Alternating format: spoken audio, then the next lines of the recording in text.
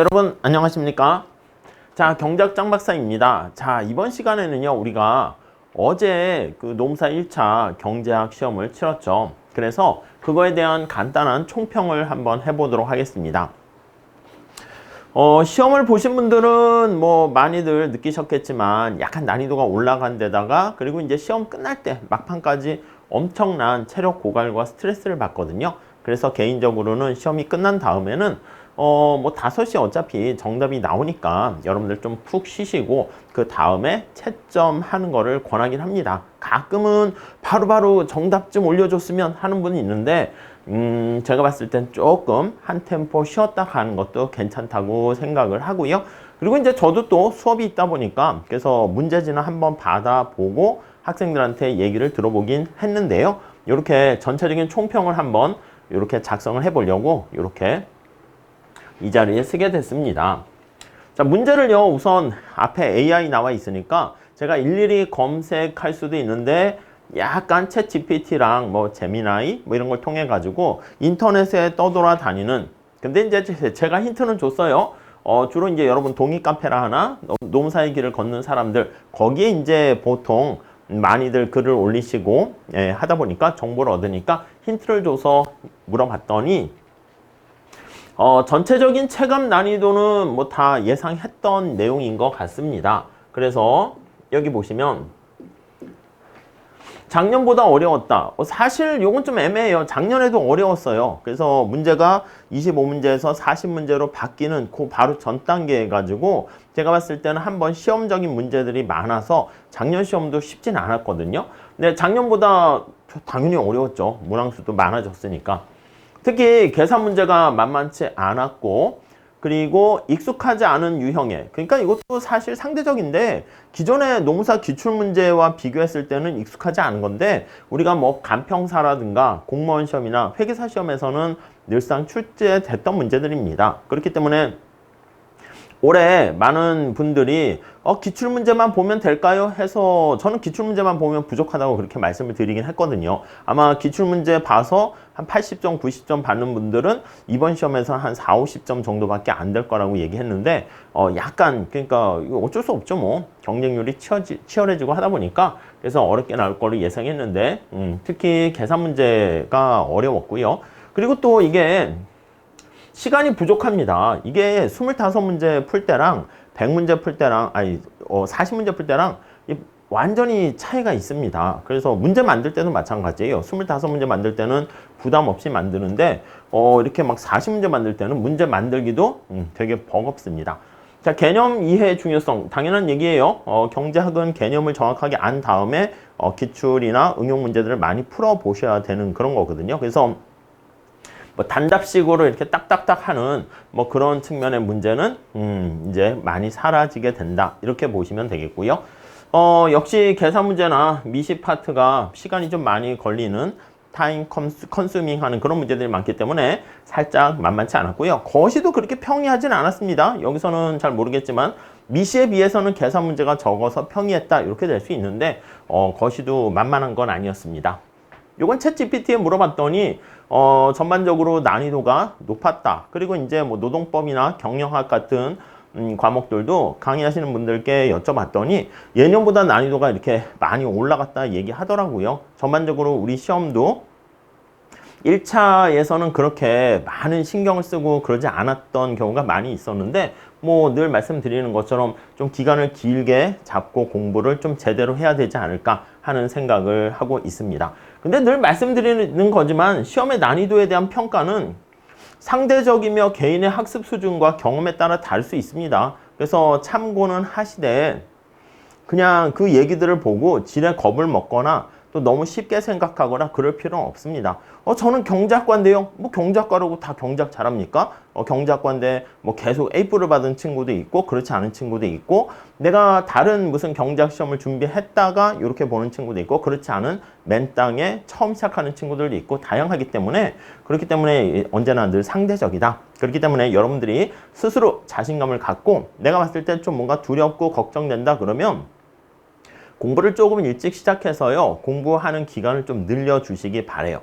그리고 이제 선택 과목으로 이제 경영학이 있잖아요. 그래서 저는 노경 선택을 대비해서는 경제학이 바람직하다. 만약에 이게 합격하는 데 지장이 없다면 그렇게 저는 생각하지만 뭐 그렇게 얘기합니다. 저는 경제학이 다른 과목도 풀어야 되기 때문에 시간이 부족해서 스트레스 받습니다. 그럼 저는 경영학 선택하는 것도 괜찮다고 생각합니다. 어차피 노경 할 때는 노동경제학 할 때는 또 거기에 걸맞는 경제학 베이스를 또 갖춰가면 되니까. 그러니까 그것들은 여러분들께서 상황을 잘 보시고 선택하시면 될 것 같습니다. 오케이? 네, 그 정도 보시면 될 것 같고요. 자, 여기 문제를 제가 이렇게 좀 약간 정리를 해 봤습니다. 요게 이제 이번에 시험 본 거고요. 작년에 약간 과도기. 요거는 그 전의 패턴입니다. 그 전에 이게 과거의 스타일이죠. 보면 이렇게 빈 공간도 많아요. 소비자 선택 이론, 효용함수, 무찰무곡선, 뭐 굉장히 MRS 하는데 안 나올 때도 많고요. 이렇게 나올 때도 많고요. 난이도도 보면 여기서는 약간 다른 약간 7급 경제학 시험을 기준으로 좀 본 거야. 그래서 그거랑 비슷하면 중이라고 넣었고요. 쉬우면 하하하 이렇게 표현을 했는데 굉장히 난이도는 어렵지 않았습니다.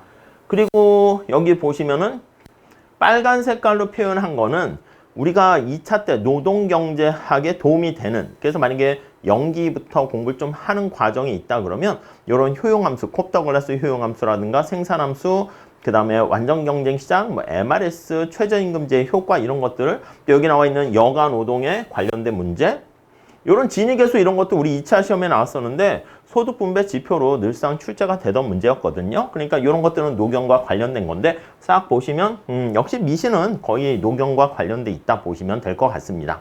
그리고 거시는요, 이렇게 뭐 소비 투자, ISLM, 화폐 수요 공급 이런 것도 출제가 되지 않고요. 텅텅 구멍이 많잖아. 그러니까 이게 무슨 말씀이냐면 25문제를 낼 때는요, 내가 문제를 이렇게 좀 중요한 거 몇 개 내다 보면은 빈 공간이 좀 많이 이렇게 있을 수밖에 없습니다. 근데 40문제로 바뀌었으면 어떻게 됩니까? 빈칸이 거의 다 채워졌죠? 요거 ADA에서도 원래 문제 있는데 약간 배치를 이쪽으로 해서 그런데 소비함수도 매번 출제가 됐고 요 과도기랑 요거랑 좀 비슷한 패턴이라는 거 알 수가 있습니다. 그래서 결론이 어떻게 되는데 공부를 좀 많이 하실 수밖에 없습니다. 1차도요. 그리고 이제 거시 파트는 여기 노동시장과 관련한 실업, 이런 거, 실업률 계산하거나, 장기 균형 상태에서의, 균제 상태에서의 실업률 계산하는 것들은 매번 출제가 됐고요. 실업에 대한 전반적인 얘기, 효율 임금, 이런 것들은 우리 노경과 관련이 있는 건데요. 그래도 25문제였을 때는요, 대략 세보면 노경과 관련된 문제가 한 15문제 됐거든요. 그러니까 절반 이상이 노경과 관련된 것이고 거시와 관련한 승수라든가 이렇게 몇 개만 하시게 되면 충분히 25문제 중에서 한 18개는 쉽게 맞출 수 있는 상황이 됐어요. 그런데 여러분 한번 생각해 보세요. 25문제 중에서 노경과 관련된 게 한 15문제가 나오고요. 계산 문제 개수도 한 14문제, 15문제 이렇게 나왔다고 보시면 되거든요. 근데 40문제가 됐어. 근데 여기다가 노경과 관련된 문제를요, 이렇게 넣더라도 여기서 더 넣을 수는 없잖아. 그렇기 때문에 어쩔 수 없이 노경과 관련되지 않은 문제들이 나올 수밖에 없게 되고요. 뭐 여기 나와 있는 국제경제 파트는 25문제일 때는 거의 나오지도 않아서 자, 고재변금 이런 거 암기하시고 솔로 계산하는 거 나올 수 있으니까 공식 암기해서 계산만 보세요. 뭐 그런 식으로 강의했는데 이제는 여기 보시면 성장회계, 솔로우, AK 모형, 내생적 성장 모형 약간 뭐라고 할까? 간평사 시험이나 그 정도 수준까지 올라가고 범위도 그 정도까지 됐다라고 보시면 될 것 같습니다. 그래서 40문제 첫 해이기 때문에 저도 애시당초 좀 난이도를 수준 높게 1차 교재를 만들어 가지고 그걸 사용했는데 내년 되면은 좀 교재의 범위라든가 이런 내용들도 더 추가해 가지고 준비를 해야 될 것 같다 하는 생각을 하게 되고요. 요 앞에 별표해 놓은 거는 뭐냐면 요거는 우리 카페에 있잖아요. 포인트 노동경제 카페에 올려 놓을게요. 한번 공부하시거나 계획 세울 때 한번 참고해 보세요. 별표가 들어간 것은 계산 문제로 출제가 됐다라고 보시면 되겠고 빨간 색깔은 노경과 관련이 있는 부분이다 라고 생각을 하시면 되겠습니다. 그래서 여기 보시면 별표 나타낸 계산 문제가 몇 문제인가 한번 볼게요. 작년과 예년 같은 경우에는 하나, 둘, 셋, 넷, 다섯, 여섯, 일곱, 여덟, 아홉, 열, 열하나, 열둘, 열세, 열네, 열다섯. 그러니까 한 15문제 나왔었다니까. 계산 문제가 또 노경과 관련된 문제도 한 15문제, 계산 문제도 15문제. 자, 그러면 올해는 어떻게 됐나 볼까? 계산 문제요. 하나, 둘, 셋, 넷, 다섯, 여섯, 일곱, 여덟, 아홉, 열, 열하나, 열둘, 열세, 열넷, 열다, 열여, 열일곱, 열여덟, 열아홉, 스물. 이해 가십니까? 40문항 중에서 20문제가 계산 문제야.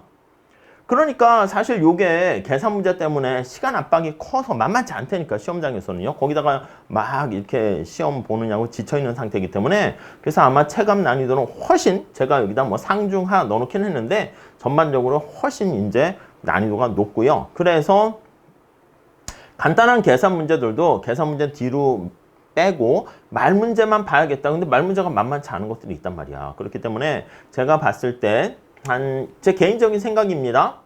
65점에서 70점이면 예년 같은 시험에서 거의 90점 이상 점수를 도달한 분들이라고 생각할 수 있고요. 대략 한 60점 정도 받았다라고 하면 그냥 지금 이제 요게 40문제 된 게 올해 봤으니까 내년 이렇게 좀 누적돼야 되는데 첫 해 시작했을 때 요 정도 난이도에서 한 55에서 60 맞았다? 그러면 반타작밖에 못한 거 아니야? 라고 볼 수 있는데 나름대로 제가 봤을 땐 선방한 거라고 생각합니다. 예년 스타일로 보면 거의 한 80점 정도, 85 이상 이렇게 맞는 실력이었다. 이렇게 말씀드리고 싶어요. 오케이? 네, 그래서 전체적인 분석 틀 요거 우리 카페에 올려놓을 테니까 한번 참고로 보시고 제 강의도 요 추세 흐름에 맞춰서 강의를 하고 있으니까 뭐 그냥 뭐 간단하게 보면 강의를 듣고 따라오시면 충분하고요. 나름대로 앞에서 말씀드린 것처럼 백그라운드가 경제학 백그라운드가 있냐 없냐 등등에 따라서 좀 있으신 분들은 뭐 강의가 뭐 기본 강의, 핵심 요약, 객관식, 뭐 모의고사 뭐 이런 것들이 있잖아요. 거기서 취사 선택해서 조금 하시는 것도 괜찮지 않을까 합니다. 자세한 해설은요, 제가 다음에 다시 촬영을 해서 올리도록 할게요. 요것도 학원에서 응시한 수험생에게 받은 그 문제지긴 하거든요. 보내주신 분께 감사드리고요. 요거에 대한 그래서 이렇게 캡처해서 지금 집어넣은 거라서 그냥 전체적인 흐름과 내용만 혹시 시험지 이렇게 보지 못한 분들이 있을 거잖아요. 그래서 그런 흐름과 내용만 추세만 보시면 될 것 같습니다. 여기 별표를 이렇게 하는 거는요. 우선 빨간 색깔 별표는 노경과 관련된 시험 토픽이다 이렇게 생각하시면 되겠고 제가 파란 색깔로 이렇게 한 거는 이제 계산 문제, 뭐 이거 계산 문제라고 하긴 그렇지만 그래도 이제 수식이 들어가서 판단하는 그런 경우는 계산 문제로 이렇게 제가 표시를 해놨습니다. 자, 우선 여기 한번 보시면 시장의 균형, 수요 공급 이동하는 거잖아요. 난이도는 어렵지 않을 것 같아요. 근데 매번 시험에 나오니까 상 이렇게 했고요. 요건 넘어갈게요. 소비자 잉여, 생산자 잉여 계산하는 문제입니다. 그래서 이렇게 탄력성 얘기까지 좀 아셔야죠. 공급 곡선이 완전 탄력적이면 수평이 되는 거잖아. 그때 소비자 잉여, 생산자 잉여가 어떻게 되는가. 이거는 노경과도 굉장히 관련이 있습니다. 노동시장에서 근로자의 잉여, 기업의 고용주의 잉여 해서 이민 잉여 이런 거 할 때도 활용될 수가 있기 때문이에요. 오케이? 아주 어려웠던 문제는 아닌 것 같고요. 시장 실패 관련해서요, 우리가 정부가 개입하게 되는 어떻게 보면 필요 조건이라 할 수 있는데 다양한 독점이나 규모에 대한 수학, 체증, 뭐 이게 수학이 체증이라 해야 되는데 그래야 자연 독점이 발생하는 거죠. 그래서 요거 좀 약간 치사하게 하긴 했죠. 그리고 공공재와 관련한 얘기라든가 외부성, 불안전 정보 하에, 비대칭 정보 하에 도덕적 해이나 역선택 그런 것들, 시장 실패 원인들 뭐 간단한 문제로 보시면 되겠습니다. 자, 여기 생산함수 이렇게 있어. 이거 어떻게 됩니까? 우리 직관적으로 봤을 때 MRTS 구해야 되는데 이건 전통적으로 공무원 시험이나 간평사 시험에 출제됐던 건데 이거 K로 정리하면 되잖아. 제곱하면 K로 정리가 되는 거 아니겠습니까? 그래서 2K 플러스 L 이렇게 돼 있고 K로 정리하게 되면은 MRTS 계산하시게 되면은 K는 2분의 1 이렇게 되는 거 알 수가 있겠죠. 등량 곡선이 우하향하는 직선의 완전 대체 관계다라는 것을 알 수가 있어요. 계산 문제는 아니지만 그래도 수식을 사용하는 문제로 해서 계산 문제로 반영을 했고요. 노경과도 관련된 문제입니다. 자, 독점 시장과 관련한 이윤을 구하세요 하면요. 이윤 함수를 먼저 쓰셔야 되고요. 독점일 때는 이윤 함수는 총 수입에서 총 비용을 빼는 거잖아요. 요거는 우리 노경과도 관련된 문제죠. MR 이꼴 MC에서 우리가 이윤극대 생산량이 결정이 됩니다. 여기서 어떻게 합니까? 이게 AC야 AC, ATC니까 TC를 구해서 미분해서 MC를 구하시면 되겠고요. 여기서 기울기 2배 가파르게 해가지고 MR 구하는 거 요거 200에다가 8Q 이렇게 되는 거죠. 그래서 제가 지금 설명을 위해서 이렇게 나타냈지만 딱 보고 MC 구하시고 MR 구하시고 이윤극대 생산량 구한 다음에 여기 이윤 함수에 넣어서 값을 계산하는 겁니다. 근데 이걸 뭐 정확하게 할 건 아니고 살짝 여기 보시면 800 한 2배씩 뛰잖아요. 그렇기 때문에 약간 비슷하게 한 2000 가깝게 나오면 3번 뭐 이렇게 찍으시고 하시면 될 것 같습니다. 오케이? 그러니까 만약에 출제하신 분께서 우리가 계산기를 쓸 수가 없는 상황인데 만약에 1980, 1960 이렇게 되면 굉장히 좀 약간 조금 악질적인 출제위원이라 할 수 있는데 그래도 빈 격차를 크게 이렇게 두고 있잖아요. 그렇기 때문에 여러분들께서 좀 계산은 비슷하게 어림짐작 해도 된다. 이렇게 보시면 되겠습니다. 가격 효과와 우리 대체 효과, 소득 효과로 나누는 그리고 기펜제와 관련한 그런 문제잖아요. 요거 노경과 관련된 것인데 뭐 자주 출제되는 거 나온 거 알 수가 있겠고요. 요거요 우리 내슈균형 구하는 건데 요거는 내슈균형이 상대방의 전략이 주어졌을 때 자신의 최선의 전략을 찾는 거잖아요. 이런 것들은 보통 2개 해가지고 전략을 가지고 얘기하는데 다른 시험에서도 요즘 유행하는 게 3개 전략을 가지고 얘기하거든. 그러니까 예를 들면 B국가가 높은 보조금을 했을 때 A국은 600, 300, 100 중에 어느 게 좋아? 이렇게 체크하는 거야. 그래서 이렇게 찾아서 내슈균형 찾는 건데 어렵진 않은 것 같고요. 노경과 뭐 직접 관련되지는 않다. 이렇게 보시면 되겠습니다. 자, 이건 난이도를 상, 중으로 했지만 그래도 상이라 해도 상관없는 그런 문제입니다. 왜냐면 손익분기점과 조업중단점 이건 뭐 자주 우리 시험에서도 출제가 됐어요. 근데 손익분기점은 AVC의 최저점을 얘기하고요. 조업중단점, 요게 조업중단점, 손익분기점은 AC의 최저점을 이렇게 얘기합니다. 그럼 여기 AVC가 있잖아. 그리고 고정비용 있잖아. TC를 먼저 구할 수 있어야죠. 그래서 저기다 Q를 곱하면 3Q의 제곱 플러스 5Q 한 다음에 고정비용이 12 이렇게 되니까 이걸 Q로 나눠주면 AC가 되고요. 오케이? 그 다음에 요거를 여기 나와 있는 요 부분 있잖아요. 요 부분. 요 부분을 Q로 나눠주면 AVC 이렇게 됩니다. 그래서 각각 그걸 미분해서 제로로 놔도 되고요. 아니면 이렇게 보셔도 돼. MC가 여기를 관통해 지나가잖아. 이렇게. 그래서 MC랑 AVC가 같아지는 점 그리고 MC랑 AC가 같아지는 점 그걸 가지고 우리가 손익분기점, 조업중단점 이렇게 찾으셔도 되고요. 이해 가시겠죠? 네, 그 정도 하고 넘어가도록 할게요. 요거는 사실 중요도는 하라고 볼 수 있습니다. 우리 경제학 시험 문제에서나 아니면 다른 시험에서는 오염 저감량이라 그러거든요. 그래서 MC라고 보셔도 돼요. 근데 A가 어베이트먼트에서 오염물질 폐수 저감 비용인데 우리 경제학의 마인드로 봤을 땐 여러분 어떤 사람을 사용했을 때 균형에서는요. 능력이 똑같아지고 비용이 똑같아지고 동일 노동, 동일 임금 이렇게 되는 거 알고 있죠. 아니면 우리가 다시장 독점, 다공장 독점 봤을 거야. MCA와 MCB가 같고 얘가 MR하고 같다. 요게 이제 다공장 독점이고요. 경제학의 원리지. 다시장 독점은요. 시장이 여러 개야. MC와 A시장에서 물건을 팔아서 얻게 되는 MR과 B시장에서 물건을 팔아서 얻게 되는 MR 요게 같을 때가 멀티마켓 다시장 독점입니다. 그래서 약간 3급 가격 차별하고 비슷한 맥락이 되는 거죠. 이것도 그 맥락에서 사실은 보시면 돼. 결국 뭐냐면 MACA와 그러니까 저기에 보시면 100 마이너스 QA와 요건 근데 요 마인드 계산하는 그 마인드는요. 노경에서도 나오긴 합니다. 오케이? 요거 같아야 되는 거지. 120 마이너스 QB 노경 하시는 분은 노동자가 100명 있을 때 A시장에서 일을 할래, B시장에서 일을 할래 그러면 노동의 한계 생산이 같아지는 만큼 이동을 한다. 그런 것들 보셨을 겁니다. 그리고 이제 전체 100명이면 뭐 여기서는 지금 어떻게 돼? 할당할 때 여기 보시면은 얼마나 줄이려고 하는가 보면은 정부는 적정 수준의 방류량을 100으로 결정하고 각각 50씩 폐수 방류권을 할당했다. 처음에 그렇게 했는데 이게 이제 전체 할당량이 100이라는 거야. 그래서 QA와 QB는 100 이런 식으로 해서 문제를 푸시면 되겠습니다. 오케이. 뭐 그런 식으로 정리를 해가지고 나타나는 거 찾는 건데 살짝 해보시면 어렵진 않은 건데 중요한 경장 마인드인데 그래도 우리 시험에서는 좀 과하지 않나 그런 생각이 들어서 난이도는 상, 중요도는 하 이렇게 배치했습니다. 자, 넘어갈게요. 요거는 불안정 경쟁 시장에 대한 여러 가지 특성들, 독점과 과점, 뭐 독점 지수, 독점적 경쟁 시장 이런 건데 뭐 크게 아주 어려운 내용은 아니었어요. 넘어가도록 하시죠. 예, 이 문제 푸신 분이 이제 약간 계산 문제도 많고 하니까 약간 요 그림은 뭔지 모르겠네.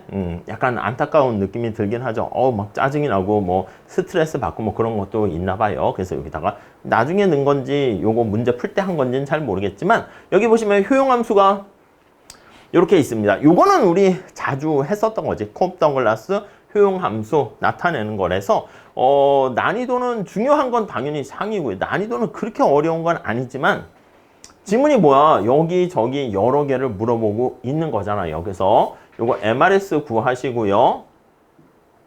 XY 이렇게 구하시고 얘가 PY분의 PX 요거 같게 놓고 해서 푸는 거죠. 여기 보시면 PY는 PX 가격의 2배이다 하니까 얘가 2배가 되는 거지. 그래서 2PX, PX 해가지고 요거 값이 2분의 1이다. 요걸 활용해서 푸시면 될 것 같습니다. 이거 중요합니다. 노경에서도요. 다음 92번. 이거는 우리 시험에서 매분 출제가 됐습니다. 구석해가 되는 것이죠. 그래서 MRTS를 계산해야 돼. 노동과 자본할 때. MRTS LK는 K로 정리해도 되고 분자가 노동에 대한 한계 생산, 분모가 자본에 대한 한계 생산 이렇게 되니까 여기 딱 보시면 1, 4 이렇게 되고요. R분의 W랑 비교를 해 보셔야 되는 거지. 그래서 노동의 가격은 3이고 자본의 가격은 9 이렇게 됩니다. 3분의 1이잖아. 어디가 얘가 크지. 그리고 완전 대체 관계에 있기 때문에 구석해가 발생합니다. 요거 두 개 같을 때는 등량곡선이나 등비용선 겹치게 되니까 그 선상에 있는 게 다 균형점인데 이렇게 되면 구석해가 발생하게 되고 딱 봤을 때 노동에 대한 분자에 초점 맞추세요. 노동에 대한 비용이 비싸잖아.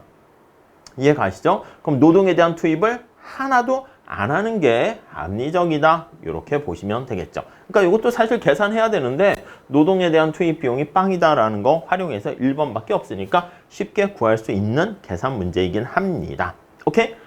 자, 다음 93번 보시면요. 이거 PCC와 가격 소비 곡선이라는 것은 가격 효과를 반영하는 곡선이 되겠고요. 이렇게 수요 곡선 나타내는 거죠. 이거는 PCC가 수평일 때를 전제로 깔고 얘기해 달라고 그랬습니다. 이것도 암기하는 식으로 가셔야 돼요. 콥 더글라스 효용함수일 때는 PCC가 이렇게 수평이 되고요. 그래서 수평일 때 가격 탄력성이 1이다. 그런 원리를 활용하게 되는 겁니다. 그래서 살짝 보면 이것도 중요하다 할 수가 있어요. PCC라는 게 우리 노경에서도 임금이 변화했을 때 여가 노동의 선택, 그 궤적 나타내는 거 PCC로 그대로 활용할 수 있습니다. 자, 수요 곡선이 우하향하는 직선입니다. 그때 각각의 절편이 나와 있을 때 이거 편법 공식을 이용하는 거지. 그래서 여기 보시면 여기가 뭐 A다 이렇게 되어 있으면 여기에 나와 있는 탄력성을 계산하세요. 그러면 어떻게 됩니까? 이게 분모분의 분자 뭐 이런 식으로 하는 편법 공식을 이용해 가지고 계산을 하시면 되겠어요. 분모분의 분자. 여기 밑에도 마찬가지고요. 네, 이해 가시겠죠? 네, 요 정도만 하도록 할게요. 뭐 쉽진 않아요. 어떻게 보면 이것도. 왜냐면 일일이 이걸 좀 따져서 그림을 그려서 해야 되는데 이게 뭐 좀 연습이 잘 돼 있으면 제가 봤을 때 내용은 이해됐을지라도 좀 쉽게 빠르게 할 수 있는데 그게 조금 부족하게 되면 시간이 많이 걸릴 것 같아요.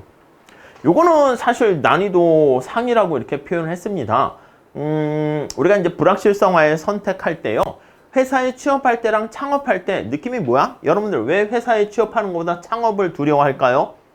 그래요. 하이 리스크가 있어요. 하이 리턴이 있지만. 그래서 고소득을 얻게 되면 이렇게 월급이 소득이 높아지는데 망하게 되면 소득이 이렇게 됩니다. 근데 고소득을 얻게 될 가능성은 굉장히 확률이 낮죠. 근데 취업을 하게 되면 그 레인지 분산의 범위 리스크라 할까요?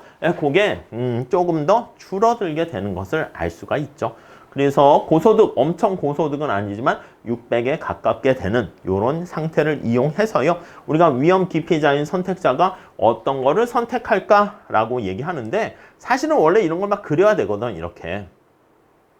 위험 기피적인 효용함수를 통해 가지고 위험 기피적인 태도는 우리 노경에서도 많이 얘기하죠. 근데 딱 봐도 아니 그냥 위험을 되게 기피해. 그러면 회사 취업할래요? 창업할래요?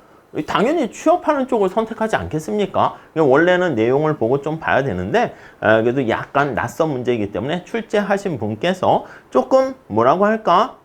약간 직관에 부합하는 그런 식으로 낸 걸 알 수가 있습니다. 나중에 설명드리도록 하겠습니다. 자, 여기 완전 수요가 강용에 대해서 완전 탄력적이니까 수평이고 공곡곡선 이렇게 나와 있을 때 이에 물품세를 부과했을 때 나타나는 거. 이것도 이제 자주 출제가 됐었는데 거래량이 얼마니, 조세 수입이 얼마니 이런 것들을 구하는 거니까 좀 시간이 걸리긴 할 겁니다. 오케이. 네, 그리고 여기 보시면 수요가 가격에 대해서 완전 탄력적이기 때문에 그러니까 당연히 어떻게 되겠습니까? 소비자가 완전 힘이 센 거잖아. 그래서 소비자는 조세 부담을 전혀 지지 않게 되고 생산자가 100% 부담하게 된다. 이런 것들도 알 수가 있겠죠. 네, 그 정도만 할게요. 다음 97번은 이제 거시경제 관련된 지표에 대한 얘기입니다. 그래서 이거는 매번 그래도 출제가 되는 거라서 GDP에 포함되는 거 소비자 물가 지수 같은 거시경제에 관련된 기본적인 지표를 얘기하고 있고요. 소비자 물가 지수 같은 경우에는 수입자가 포함되어 있죠. GDP에는 수입자가 포함되지 않지만 그렇기 때문에 수입자 가격의 변화 같은 것들도 포함이 된다. 이렇게 보시면 될 것 같고요. 그 다음 98번은 인플레이션과 관련한 어떤 영향 이렇게 표현했을 때 예상을 했느냐 예상하지 못했느냐 그렇게 예상을 하지 못했을 때는 누가 이득이라고요? 채무자가 이득이고요. 채권자가 손해가 되는 거 거기에 초점 맞추시면 될 것 같고 예상을 했어. 그랬을지라도 메뉴 비용 같은 것들이 발생한다라는 거 알 수 있습니다. 자, 소비 이론과 관련해서는요. 예년엔 출제가 잘 되지 않다가 작년부터 조금씩 출제가 되었습니다. 작년에는 뭐 랜덤워크 가설까지 이렇게 출제가 됐기 때문에 작년에 비해서는 난이도가 조금 더 낮은 거라고 할 수가 있는데 앞으로 소비 이론, 투자 이론 그런 거에서 한 문제씩은 계속 출제될 수 있을 거다라고 보시면 될 것 같고요. 자, 100번 보시면 이제 총생산함수 있을 때 여기 성장 회계식 나타내는 거 요거는 이제 매번 출제가 됐죠. 요거 변화율을 표현하는 거 아시죠? Y에 곱하기는 더하기가 되고 나누기는 빼기잖아요. 증가율은요. 요거 A에 변화율 더하기 0.4K에 델타 K 플러스 0.6 L에 델타 L 이렇게 되는 거 알 수가 있습니다. 오케이, 여기다 각각 집어넣어서 계산하는 거 넘어가도록 할게요. 자, 그 다음에 요거는 좀 너무 과했어요. 제가 봤을 때 보물 토빈의 화폐 수요 이론은 다른 시험에서도 그렇게 나오진 않습니다. 제가 뭐 기본수에 넣어서 언급은 했어요. 이건 뭐냐면 여러분 화폐를 보유할 때 화폐 수요는 소득에 비례하죠. 내가 소득이 많으면 화폐를 많이 보유합니다. 이자율에 반비례하죠. 이건 똑같아. 근데 또 하나 뭐가 있냐면 요게 B만큼의 고정비용. 뭐냐면 우리 ATM기 가거나 은행 가면 수수료 내지 않습니까? 근데 여러분 한 번 돈을 뽑을 때 수수료가 1,000원일 때랑 5,000일 때 생각해 보세요. 수수료가 B인데 만약에 한 번 갈 때 돈을 인출할 때 수수료가 5,000원이면 내가 10,000원을 인출할 때는 어떻게 돼? 아니 절반이 수수료로 뛰는 거 아니겠습니까? 그렇게 되니까 내가 한 번에 갔을 때 에이 왕창 뽑아야겠다. 100만 원 뽑아야겠다. 이렇게 된다고. 그러니까 이 B가 수수료가 높아지게 되면 화폐 수요가 수수료가 많아지게 되는 거니까 한 번 가서 왕창 인출하게 된다라고 보시면 되겠습니다. 오케이, 이해 가세요? 그래서 약간 다른 시험에도 그렇게 나오진 않는데 그래도 우리 시험에 나왔어요. 그래서 B가 클수록 1회당 전환 금액 이제 내가 예금 통화 있는 걸 가지고 화폐로 현금으로 전환하는 금액이 커진다. 약간 요게 거기에 해당하는 내용이다 라고 보시면 되겠죠. 그러니까 수수료가 클수록 전환 횟수가 증가하면 당연히 안 되겠죠. 오케이? 네. 앞으로 그래서 뭐 약간 난이도 있다기보다는 생소한, 그래서 범위가 더 넓긴 한데 이런 문제들은 그냥 언급은 합니다. 언급은 하고 객관식 때 살짝 언급은 하고 1일 특강이나 핵심 체크할 때도 설명을 드리는데 그렇게 메인으로 하기에는 좀 그런 문제예요. 그런 것들도 좀 있었습니다. 먼델 플레밍 모델, 이거는 우리 시험에 자주 그래도 한 문제로 출제되고 있는 그런 스타일입니다. 고정환율 제도에서 어떻게 된다? 이거 모함기하라고 그랬습니까? 고재 변금 해가지고 고정환율 제도에서는 재정정책이 효과적이고 변동환율 제도에서는 금융정책이 효과적이다. 그것만 좀 이용하시면 조금 쉽게 풀 수 있는 문제이긴 해요. 그래도 난이도가 전체적으로 이해하려고 그러면 쉬운 것은 아닙니다. 그래도 매번 출제되니까 이렇게 편법도 기억하시고 제대로 된 내용도 좀 이해하셨으면 좋겠다 하는 생각이고요. 자, 이거는 소비함수, 투자함수에서 완전고용 국민소득 관련해가지고 나타내는 거죠. 45도 다이어그램 해가지고 지금 총수요가 이렇게 있으면 이게 디플레이션 갭, 요 차이가 GDP 갭, 예, 그런 것들 하는 것이고 승수는 여기 한계 소비 성향 0.8이야. 그러면 승수 M은 1 마이너스 한계 소비 성향분의 1 해가지고 5 이렇게 되는 거 알 수 있죠. 그걸 활용해서 물어보는 건데 약간 또 박스형에서 네 문제를 물어보는 거기 때문에 약간 시간적인 압박감이 좀 생깁니다. 그때는 뭐 승수 5다. 뭐 이런 게 맞으면 그 기억 중에서 잘 하셨어요. 그래서 기억이 없으면 틀린 거 이 중에서 체크를 해서 보시면 되겠죠. 오케이? 넘어갈게요. 자, 솔로 성장 모형 관련해서 균제 상태입니다. 근데 여기 보시면 유효 노동 투입량 해가지고 요거는 이제 요즘 최근에 유행하는 스타일이긴 한데 우리 시험에서는 약간 선제적이라기보다는 앞으로 여기까지 나올 수 있다라는 걸 생각하고 준비하시면 될 것 같아요. 그래서 요건 좀 쉬운 건 아니었다라고 보시면 되겠고요. 자, 다음 넘어갈게요. 요 AK 모형입니다. 우리 솔로 모형에서는요, 기본적으로 이렇게 되는 거잖아. 이게 한계 생산이 체감하는 요런 식의 형태가 기본적인 형태가 된단 말이죠. 근데 이렇게 AK 모형에서는요, 1인당 자본이 어떻게 돼요? 주로 요거는 루트 K 이렇게 된단 말이지. A가 있을 수 있으면 요런 식의 되는 형태가 되는데 저기에서는 우상향하는 직선의 형태가 됩니다. 이렇게.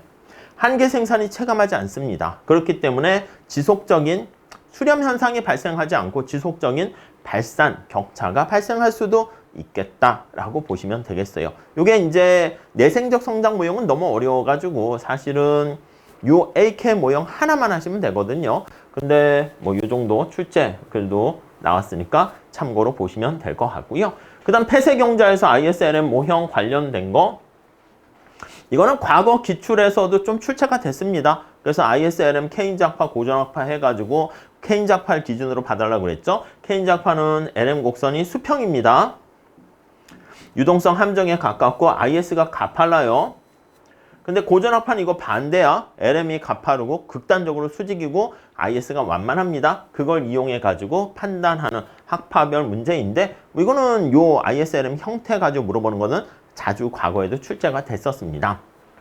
자, 그 다음 화폐 수요 관련해서 명목 이자율과 관련한 여기 보시면은 실질 국민소득이 증가함에 따라서 화폐 수요가 증가할 때 이자율과 등등 여러 가지 화폐 수요 관련한 어떻게 변화하니 그 문제였어요. 뭐 그래도 약간 뭐 아주 쉬운 문제 스타일은 아닙니다. 예, 그것도 넘어가도록 할게요. 고정환율 제도와 변동환율 제도에 관련한 특성 이것도 예전에는 별로 출제되지 않았었는데 환율이 고정된 고정환율 제도와 변동환율 제도와 고정환율 제도에서는 트리니티 임파서빌리티 해가지고요 어떤 삼위일체 불가능성 뭐 그런 거 말씀을 드렸습니다. 그래서 자본이 완전히 자유로우면서 고정환율 제도를 유지하려고 그러면 통화정책을 제대로 국내의 어떤 경기 부양을 위한 경제 안정화를 위한 통화정책을 사용할 수 없다라는, 그러니까 세 가지를 모두 충족할 수 없다라는 건데 그런 것들 중심으로 보시면서 체크해 보시면 되는 건데 앞으로 이것도 계속 출제는 될 것 같습니다. 경제학과와 학파와 관련한 내용입니다. 그래서 여기 보시면 이것도 이제 과거 회계사 시험 문제에 말문제로 나왔던 것인데요.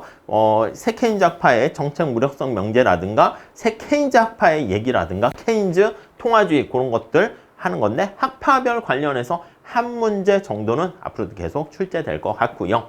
자, 이거 여기 나와 있는 숫자가 뭡니까? 필요한 노동량이 아래에 이렇게 표현되어 있고요. 예, 절대 우위와 비교 이론 관련된 것인데 이런 문제는 한 문제는 과거에도 출제가 됐습니다. 자, 그러면 제가 어떻게 해달라고 그랬습니까? 파고드세요 원리를 사용해 달라고 그랬죠. 자, 그러니까 만약에 A국에서 X 생산할까 Y 생산할까 발생하는 투입 노동이야 기회비용으로 나타내서요 비교위를 계산하겠다 그러면 요 4가 밑으로 파고들면 돼. 2가 밑으로 파고들면 돼. 오케이? 6이 밑으로 파고들면 되고 4가 밑으로 파고들면 됩니다. 이렇게 파고들게 표현하면 이게 바로 기회비용이 되는 거 알 수가 있겠습니다. 오케이? 그렇게 해서 판단하는 거예요. 그런 거 뭐 어떻게 보면 좀 쉬워요. 다음에 제가 설명드리도록 하겠습니다. 다음에 이게 111 보시면은요. 구매력 평가설입니다. 장기에 설명하는 개념에 가깝다라고 보시면 되겠죠. 이자율 평가설이 바로 단기에 좀 더 성립하는 개념이다 라고 보시면 되겠고 전통적으로 빅맥 지수라 해가지고요. 햄버거 가격, 국내 햄버거 가격이 4,000원이야. 근데 미국에서는 만약에 4달러야. 그럼 어떻게 돼? 햄버거가 똑같은 물건이다 그러면 동일 상품은 동일 가격이기 때문에 요거 두 개가 가치가 똑같다 이렇게 생각을 해서요 1달러가 가치가 1,000원 이렇게 보시면 되겠습니다. 오케이? 그래서 뭐 요거 계산하는 건데 약간 이것도 뭐 어떻게 보면 만만한 거는 아니긴 합니다. 시험장 가서 뭐 연습을 좀 해야 됩니다. 구매력 평가설 파트만 사실은 보면 되는 거긴 하니까 요거랑 이자율 평가설 보셔야 되겠고 자, 그 다음 여기 보시면 잠재 GDP를 달성하기 위해서 ISLM 곡선을 구하셔야 됩니다. 그래서 뭐 ISLM 구하거나 하면 완전 고용 국민소득이 되면 얘가 IS고 얘가 LM이 되겠죠. 그래서 정부 지출을 얼마나 증가시켜서 지금 현재 국민소득이 완전 고용 국민소득까지 갈 것인가 그걸 보셔야 되고요. ISLM에서 중요한 것은 이게 승수효과인데 이만큼의 구축효과가 발생한다는 것까지 체크하시면 되겠습니다. 요거는 과거에 그래도 난이도 있는 문제로 계속 출제됐던 것이기 때문에 문제 자체는 어렵지 않은데 시간이 걸려. 그렇기 때문에 Y는 CIG 해서 IS 구하고 화폐 수요, 화폐 공급 같다라고 해가지고 LN 곡선 구해가지고 정부 지출을 얼마나 증가시켜야 되는가 네, 그걸 계산하는 겁니다. 그래서 어렵진 않은데 제가 늘 말씀드리는 것처럼 시간이 부족해서 그런 문제들이 많습니다.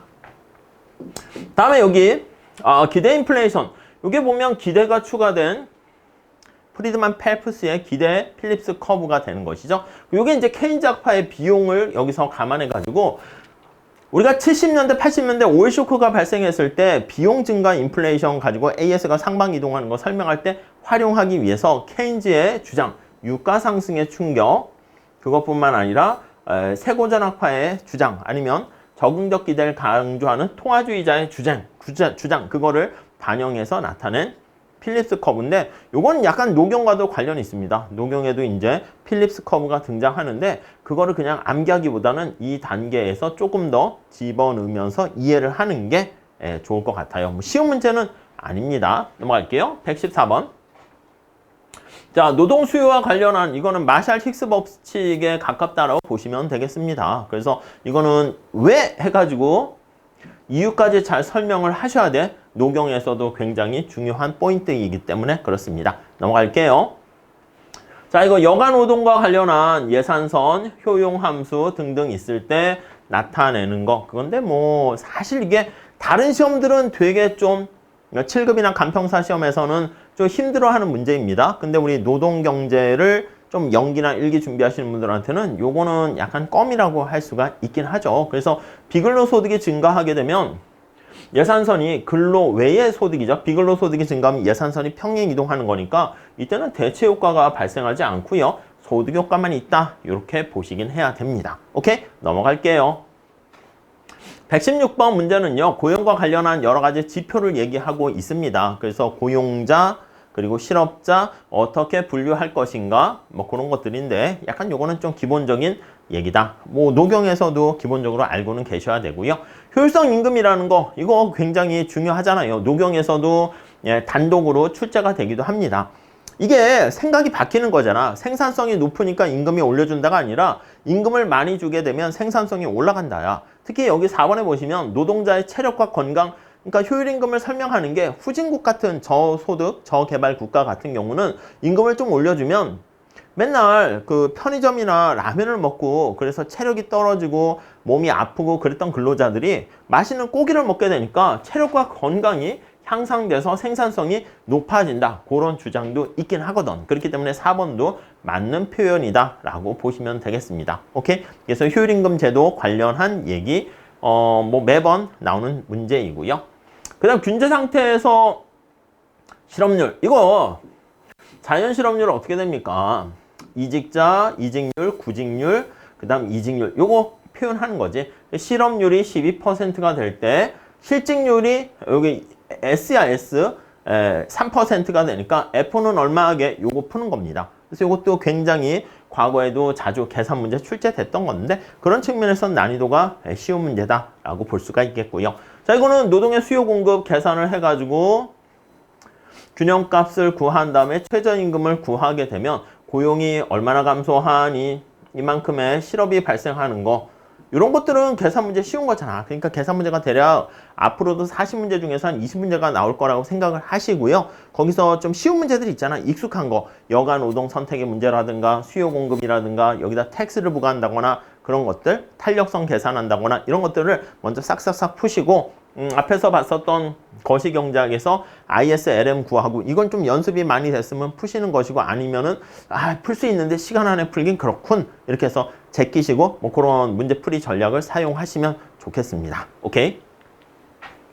자, 그 다음에 이제 120번 보시면 이제 실질임금 경기 순환성, 실질임금이 경직적이다라는 그거는 이제 세케인작파를 중심으로 해가지고 많이 얘기하는데 이 경기 순환성까지 이렇게 얘기한 건 좀 약간 과한 측면이 있긴 해요. 그래서 난이도 하로 넣습니다. 거시경제학에서는 좀 이슈가 되고 다른 시험에서는 그렇게 많이 출제가 되진 않는 건데 우리 시험에서 우리 농사 1차도 경제학 만만한 건 아니야. 이걸 보여주려고 했는지 좀 아무튼 요것도 막 섞여서 실물 경기 변동 이론까지 얘기를 한 문제인데 뭐 이게 또 나올 가능성은 그렇게 많진 않은 문제다라고 보시면 되겠습니다.